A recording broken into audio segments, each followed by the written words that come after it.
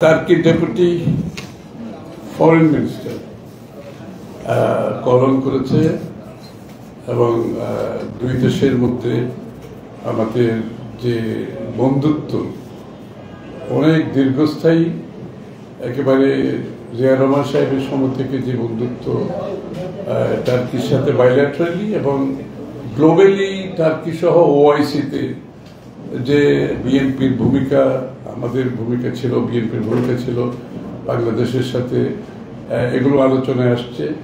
আগামী দিনে ওআইসিকে স্ট্রেংথেন আরো শক্তিশালী করার ব্যাপারে আলাপ হয়েছে। দুই দেশের মধ্যে বন্ধুত্ব আরো সুদৃঢ় করার জন্য সব এরিয়াতে আমাদের কোঅপারেশন বাড়ানোর জন্য অর্থনীতি, সংস্কৃতি, ওআইসিতে আমাদের যে ইনভলভমেন্ট সবকিছু মিলিয়ে সুদৃঢ় করার জন্য প্রয়োজনীয় উদ্যোগ আমরা দুই পক্ষ থেকে নেওয়ার ব্যাপারে আলোচনা করেছি। বিশেষ করে অর্থনৈতিক সহযোগিতার কথা আলোচনা হয়েছে।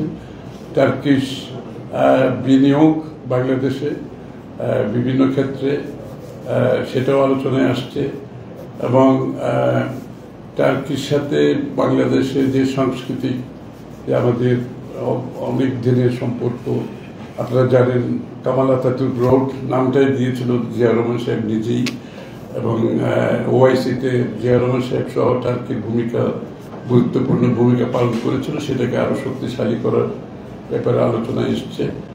এবং বিশেষ করে দুই দেশের মধ্যে ট্রেড, ইনভেস্টমেন্ট, বিনিয়োগ বাড়ানোর ক্ষেত্রে আলোচনা আসছে এবং টার্কি আগ্রহ প্রকাশ করেছে আরো অধিকতর বিনিয়োগের জন্য।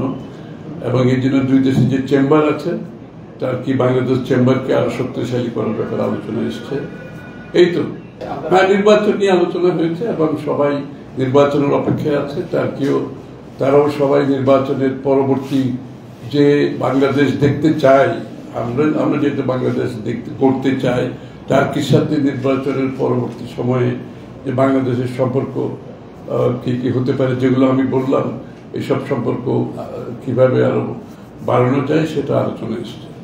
এবং নির্বাচন তো নিশ্চয়ই সবাই, টার্কিও সবার মতো অতি সত্বর নির্বাচনের মাধ্যমে নতুন সরকার আসলে নতুন সরকারের সাথে কাজ করার জন্য উৎকৃষ্ট, ওইভাবে আলোচনা করে নেই। তবে টার্কির সাথে বাংলাদেশের যে বিনিয়োগের বিষয়টা আছে, সেখানে অনেক বিনিয়োগের মধ্যে পরবর্তীতে সেটা হয়তো আলোচনা আসতে পারে।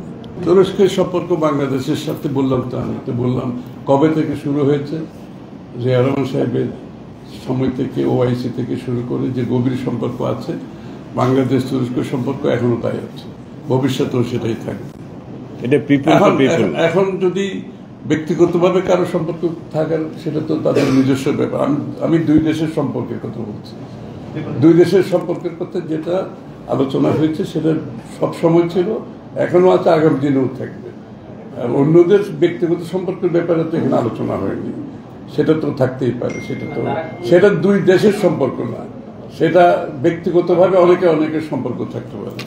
এটা আমরা টেক্সটাইল তো একটা বড় এলাকা আছে আমাদের, মেডিকেল ইকুইপমেন্ট ওরা ভালো করে, আরো কিছু কিছু এরিয়াতে যেখানে ওদের এনার্জিতে আছে, হেলথে আছে, ফার্মাসিউটিক্যালস তার কিছু স্ট্রেংথ আছে, এডুকেশন, ইভেন এগ্রিকালচারেও সহযোগিতার সুযোগ আছে।